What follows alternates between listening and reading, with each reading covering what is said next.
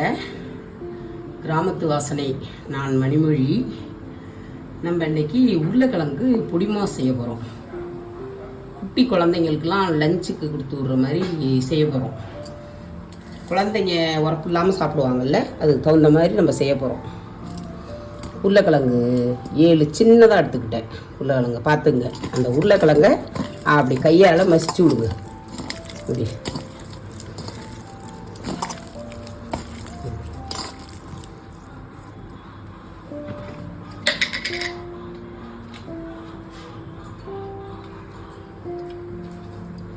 அதில் கொஞ்சோண்டு சால்ட்டு போடுங்க. லைட்டாக போடுங்க. தேவைப்பட்ட அளவு போட்டுங்க. உங்களுக்கு கலந்துட்டு கொஞ்சம் டேஸ்ட் பண்ணி பாருங்கள், உப்பு இருக்கான்னு பார்த்துக்குங்க. 7 உருளைக்கிழங்குக்கு ஒரு 7-8 சின்ன வெங்காயம்,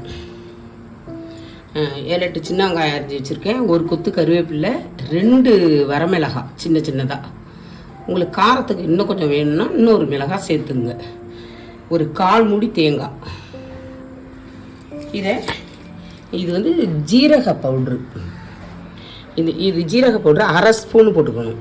ரொம்ப போடக்கூடாது, ரொம்ப ஜீரக வாசனை வரும். இந்த அளவு போட்டுக்கணும். 1/2 ஸ்பூன் போட்டால் போதும். அப்படியே என்ன பண்ணுங்க, நல்லா அந்த உப்பு, இந்த ஜீரக இதெல்லாம் இந்த இப்படி பண்ணிங்க, இப்படி பிடிச்சிங்க. பிடிச்சிக்கிட்டு உங்களுக்கு சால்ட்டு இருக்கான்ட்டு வாயில் திரும்பி எடுத்து பாருங்கள்.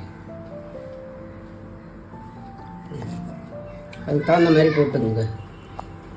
ஃபஸ்ட்டு கடாயை வச்சு கடலை எண்ணெய் ஊற்றிக்குங்க.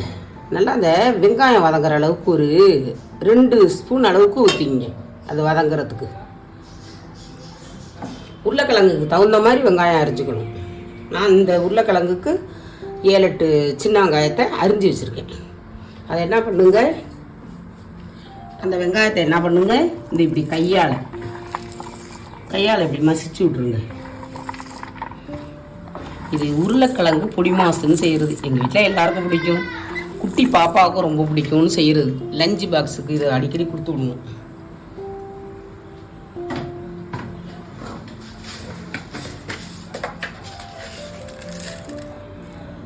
ஒரு 1/2 டீஸ்பூன் கடுகு உளுத்தம் பருப்பு போட்டுருங்க.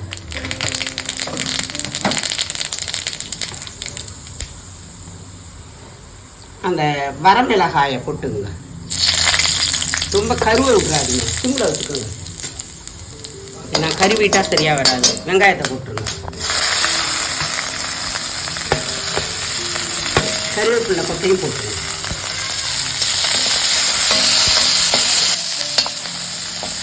நல்லா கொஞ்சம் நல்லா வதக்கிடுங்க. ஒரு 2 நிமிஷம் அந்த வெங்காயத்தை காந்திராமல் வதக்குங்க. அப்போ தான் ஸ்மெல் சூப்பராக இருக்கும் சாப்பிடும்போது. பாப்பாவுக்கெல்லாம் அந்த இது லஞ்சு பாக்ஸில் கொடுப்போம். ரசத்துக்கு தொட்டுக்க கொடுத்துருவோம். குழந்தைங்க காரம் இல்லாமல் சாப்பிட்றதுக்கு இது கரெக்டாக இருக்கும். நீங்கள் உங்கள் குட்டி குழந்தைங்களுக்கு செஞ்சு கொடுத்து பாருங்கள்.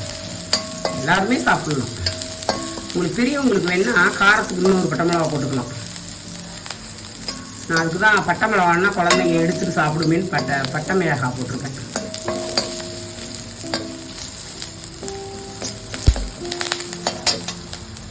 இந்த ஜீரகம், சால்ட்டு, உருளைக்கிழங்கு அதை கலந்தோடனே அதை போட்டுருங்க. 2 நிமிஷம் வதங்கிட்டாலே போதும். கோல்டன் ப்ரௌன் கலருக்கு வந்துடும் சின்ன வெங்காயம்.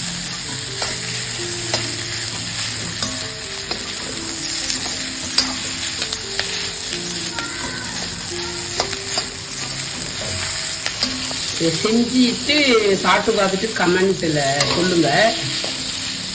எனக்கு தெரிஞ்சதெல்லாம் நான் வீடியோ போடுறேன்.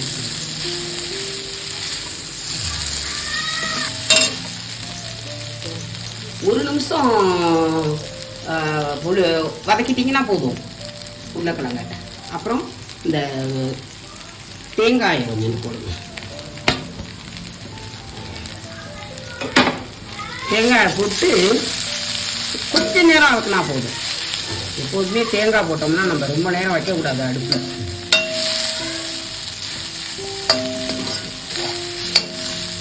செஞ்சு பார்த்துட்டு கமெண்ட் போடுங்க.